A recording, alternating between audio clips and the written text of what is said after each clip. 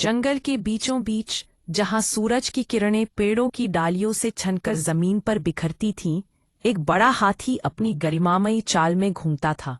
उसकी विशाल काया और गहरी आंखें जंगल के हर एक जीव को अपनी ओर आकर्षित करती थीं।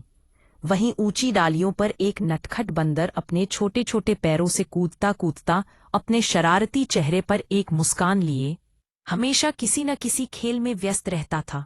बंदर की हर हरकत में उत्साह और चंचलता बसी हुई थी। वह अक्सर हाथी के पास आता, उसके चारों ओर कूदता और शरारतें करता।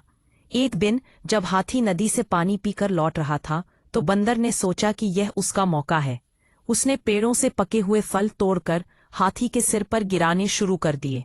फल धीरे धीरे एक एक कर उसके विशाल सिर पर गिरते गए।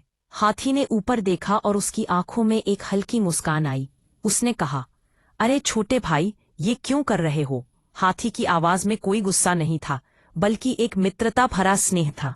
बंदर ने हंसते हुए जवाब दिया, बस मजे ले रहा हूं। लेकिन हाथी ने इसे मजाक में नहीं लिया। उसने अपनी लंबी सूंड का इस्तेमाल किया और धीरे धीरे नदी का ठंडा पानी खींचकर बंदर पर जोर से छिड़क दिया।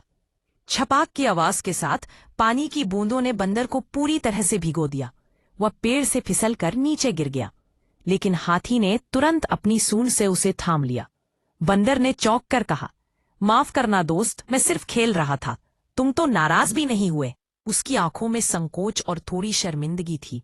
हाथी ने उसे सहारा देते हुए मुस्कुराकर कहा, दोस्ती में शरारत चलेगी, लेकिन किसी को तकलीफ देना सही नहीं। चलो अब मिलकर खेलते हैं। उस दिन से हाथी और बंदर सबसे अच्छे दोस्त बन गए। वे जंगल में मिलकर खेलते और उनकी दोस्ती देखकर बाकी जानवर खुश होते। उनकी मस्ती की गूंज जंगल में फैल गई और दोनों ने यह सीखा कि सच्ची दोस्ती में न केवल मस्ती होती है, बल्कि एक दूसरे की भावनाओं का भी ध्यान रखना चाहिए।